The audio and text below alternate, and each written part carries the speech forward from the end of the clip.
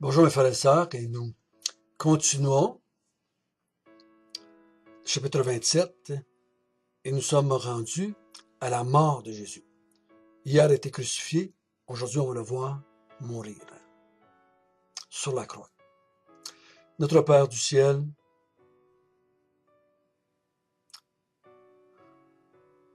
notre désir, c'est de comprendre la croix. Tellement de gens ne la comprennent pas, tellement de gens la comprennent comme un fétiche. Plusieurs se la mettent alentour du cou, croyant que ça va les bénir d'une façon quelconque. Nous voulons comprendre la raison de la croix, du supplice de la croix. Qu'est-ce qui s'est passé autour de ce moment où Jésus a été sur la croix? Nous voulons bien comprendre, parce que c'était ton plan, c'était ta volonté, c'était toi qui se révélais à travers ces moments-là. Parce que la croix est un grand moment de révélation de la personne de Dieu et de Jésus. Guide-nous par ton Esprit Saint. Amen. Nous avons vu dans les jours passés l'arrestation, la condamnation par les Juifs et par Pilate. On a vu ensuite qu'il a été déclaré par Judas, par Pilate, par la femme de Pilate, juste, innocent, mais ça n'allait pas empêcher tout ce monde de le crucifier quand même. On a vu que ce temps de souffrance a commencé par le fait qu'il a été battu de verge. Ensuite, on l'a couronné d'une façon complètement méchante. On l'a couronné en se moquant de lui, avec une couronne d'épines, avec un roseau comme ça, avec un vêtement écarlate, et on s'est moqué de lui, on l'a craché dessus, on l'a bafoué, et finalement, on l'a mis en croix, en inscrivant au-dessus de sa tête « Jésus, roi des Juifs ». Et pendant tout ce temps, de 9h à midi, on a vu que c'était de la moquerie de la part de tout le monde. La race humaine se moque de son Dieu, se moque de son Sauveur, se moque de son Messie, se moque de son roi. On pouvait-tu être plus dans les ténèbres que ça en tant que race humaine? Mais quand le Fils de Dieu était sur la terre, on l'a maudit, on l'a crucifié. On l'a crucifié. C'est notre folie. Mais c'était sa sagesse à lui. C'est ça qu'il voulait. Et là, ce matin, nous allons lire un texte qui va démontrer qu'est-ce qui s'est passé pendant que Jésus était sur la croix entre midi et 3h. Lisons ensemble à partir du verset 45. Depuis la 6e heure jusqu'à la 9e, il y eut des ténèbres sur toute la terre. Et vers la 9e heure, Jésus s'écria d'une voix forte, « Élie, Élie, lama sabachthani » c'est-à-dire, « Mon Dieu, pourquoi m'as-tu abandonné » Quelques-uns de ceux qui étaient là, l'ayant entendu dire, « Il appelle Élie » Et aussitôt, l'un d'eux courut prendre une éponge qui remplit de vinaigre, et l'ayant fixé à un roseau, il lui donna à boire. Mais les autres disaient, « Laisse, voyons si Élie viendra le sauver. » Jésus poussa de nouveau un grand cri, et il rendit l'esprit. Et voici, le voile du temple se déchira en deux. Mais depuis le haut jusqu'en bas, la terre trembla, les rochers se fendirent. Les sépulcres s'ouvrirent, et plusieurs corps des saints qui étaient morts ressuscitèrent. Étant sortis des sépulcres, après la résurrection de Jésus, ils entrèrent dans la ville sainte. Ils apparurent à un grand nombre de personnes. Le centenier et ceux qui étaient avec lui pour garder Jésus, ayant vu le tremblement de terre et ce qui venait d'arriver, furent saisis d'une grande frayeur et dirent assurément, cet homme était le Fils de Dieu.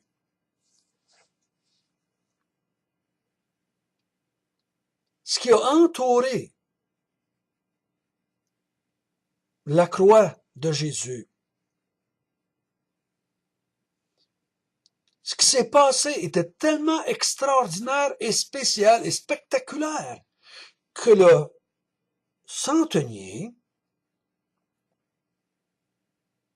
et ceux qui étaient avec lui pour le garder, donc les autres gardes, dirent la seule conclusion sensée pour eux, en regardant ce qui s'était passé de midi à 3 heures, cet homme est le Fils de Dieu.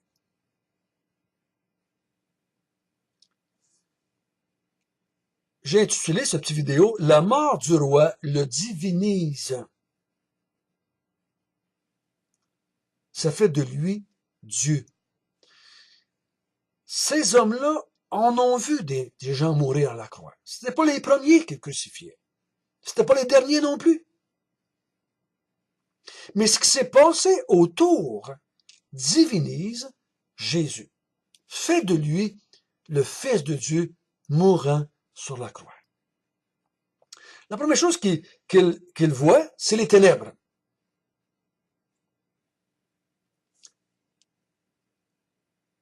Il y a toutes sortes d'explications humaines qu'on essaie de donner, d'éclipses d'ici, de ça. Mais c'est bien marqué, depuis la 6e heure jusqu'à la 9e heure, il y a eu des ténèbres sur toute la terre. Donc ça veut dire que le soleil n'éclairait plus la terre. Il y en a qui disent que c'est juste la moitié du globe, c'est pas toute la terre. Ben, s'il faisait noir naturellement sur un bord, parce que c'était la nuit, l'autre côté était dans la noire, était dans le soleil. Si le soleil se donne plus sa lumière, automatiquement, la terre entière est dans les ténèbres. Il y a eu des ténèbres sur toute la terre. Il y en a qui disent la terre, il parlait juste d'Israël, il parlait pas des autres pays. On va pas s'ostiner là-dessus. On va pas s'ostiner là-dessus. Même si ça serait juste en Israël. C'est déjà pas mal, n'est-ce pas? C'est déjà un acte spécial. Certains essaient d'expliquer en disant que, vu qu'il y avait eu un tremblement de terre, c'est plutôt les choses qui s'avaient dégagées, là, il y avait de la grosse poussière, puis il avait fait sombre seulement. Non, non, non, non. Ça, c'est, tu cherches un moyen, là, d'enlever ce qui s'est vraiment passé. Il y a des ténèbres qui manifestent, selon ma compréhension, le verset 46. Mon Dieu, pourquoi m'as-tu abandonné? Les ténèbres qui sont manifestées à ce moment-là démontrent, selon ma compréhension, l'absence de Dieu. On peut pas rendre Dieu absent, Dieu est omniprésent. Mais c'est une manifestation, moi j'appellerais ça une théophanie, dans le sens, une manifestation de Dieu. Dieu se retire. C'est pour ça que Jésus crie, Père, pourquoi m'as-tu abandonné? La seule réponse que nous avons, c'est parce que Jésus est devenu péché pour nous. Et Jésus est séparé de Dieu pendant un temps. Dieu l'abandonne. Donc, je crois pas que c'est ce que les Romains et le centenier ont vu. On va s'en tenir aux centeniers, puis aux gardes. Ils n'ont pas vu, eux autres, le pardon. Mais ils ont vu un homme, ils ont vu du noir partout, et ils entendent un homme qui crie. Je suis pas sûr que s'ils ont compris l'araméen. Je suis pas sûr du tout. Peut-être que oui. Vu qu'ils vivaient en Israël, peut-être qu'ils comprenaient l'araméen. Mais ils ont peut-être fait la même erreur que les Juifs qui étaient là, qui dirent, il appelle Élie. Ils n'ont pas vu Dieu, ils ont vu Élie, et certains qui étaient là ont dit, ben, ok, vu qu'il appelle Élie, on va lui donner, ils sont un peu comme touchés, je sais pas, ils vont lui donner un peu de vinaigre, et au bout d'un roseau, et Jésus boit. Au verset 50, Jésus poussa de nouveau un grand cri, et il rendit l'esprit. après ces 3 heures-là, parce qu'on sait qu'il est mort à 3 heures, après 3 heures de noirceur, Jésus crie. Et c'est ce que j'ai lu est bien correct. Il était quasiment impossible de crier à un homme qui est crucifié depuis 6 heures. Parce que, faut bien comprendre, la mort par crucifixion, tu mourrais pas parce que tu étais crucifié, tu mourrais pas parce que tu avais des clous dans les mains et dans les pieds. Tu, tu mourrais en suffoquant. Et quand tu suffoques parce que tu manques d'air, mais c'est bien dur de crier parce que tu vas crier seulement si tu as de l'air des poumons. Donc, il dit, comment ça qu'il fait noir? Les soldats pensent ça. Comment ça qu'il est capable de crier? Et c'est dit au verset 50, il rendit l'esprit. Et c'est pas qui est mort, puis qui a subi la mort. Quand nous on meurt, c'est Dieu qui nous fait mourir. Mais ici, c'est Jésus qui rend l'esprit. C'est lui qui décide de mourir à cette heure-là. C'est lui qui décide que c'est terminé. Et je crois que les soldats sont surpris qu'il est capable physiquement de crier si fort et la seconde d'après, mourir.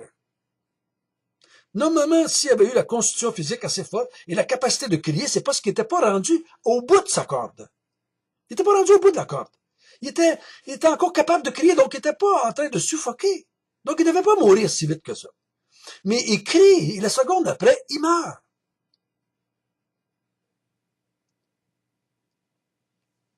Le temple du voile se déchire. Ça, les soldats ne le voient pas. Ils sont pas là. Donc ils ne le voient pas. Du haut jusqu'en bas. La terre tremble. Donc, le mont Golgotha en shake. Les rochers se fendirent. Donc, il y a un tremblement de terre assez fort pour que ça ébranle la ville de Jérusalem. Et le mont Golgotha et les roches se fendent. Donc, c'est assez fort.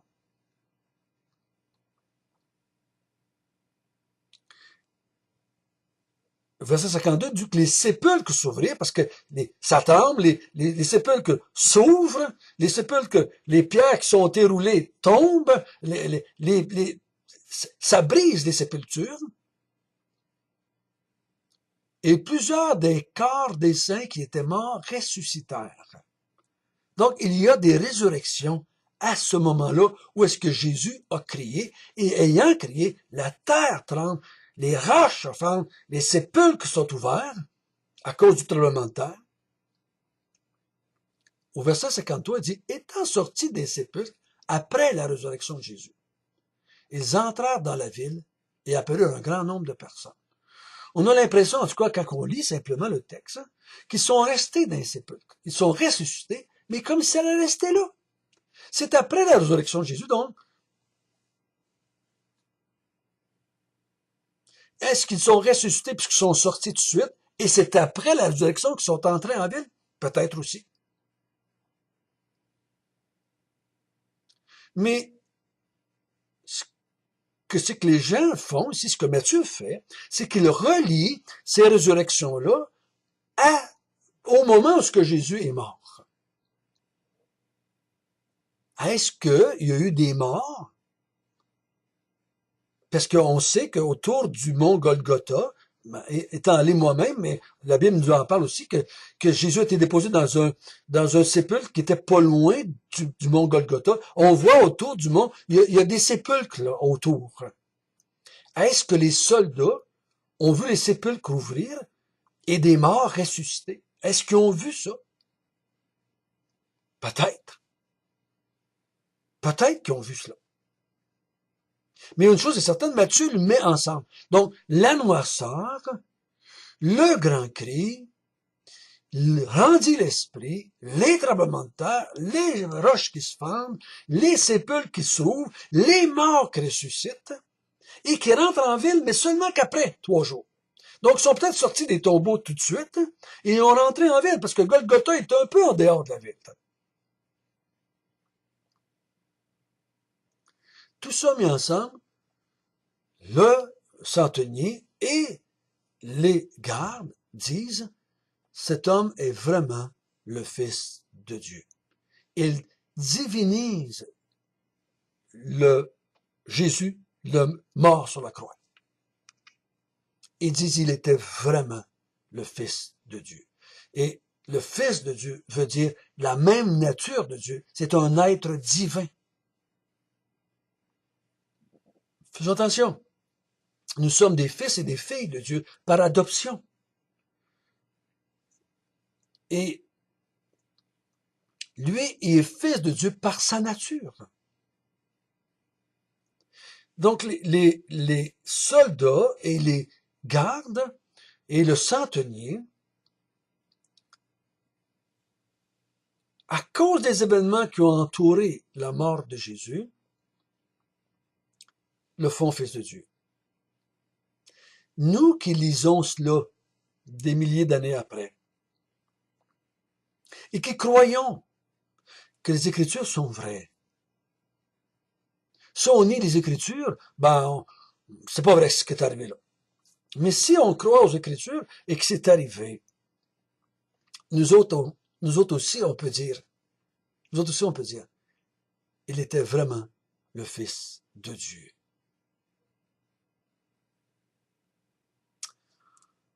Est-ce que les soldats étaient les seuls là à ce moment-là? Non, parce qu'il semble, on va voir demain, qu'il restait des femmes alentour. Il y avait des gens alentour de cela. Parce que est-ce qu'une grande partie, je crois qu'une grande partie de la masse des gens sont partis à cause de la noirceur, à cause des tremblements de terre, à cause de tout ça. Une grosse gang qui sont partis. Mais les témoins qui sont invoqués ici, c'est les soldats, je veux dire, et le centenier.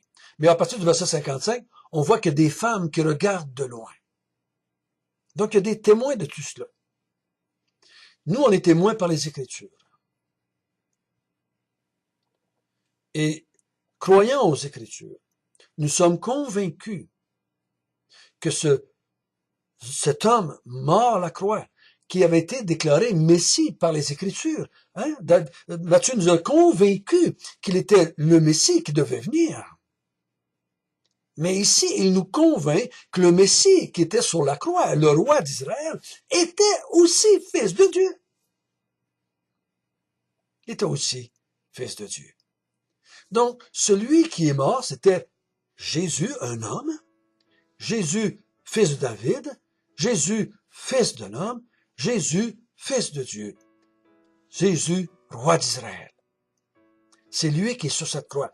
Et pour pouvoir sauver l'humanité, il devait être tout cela. Il devait être fils de Joseph, fils de Marie, fils de l'homme, fils de David, fils de Dieu. Il devait être tout ça pour pouvoir nous sauver.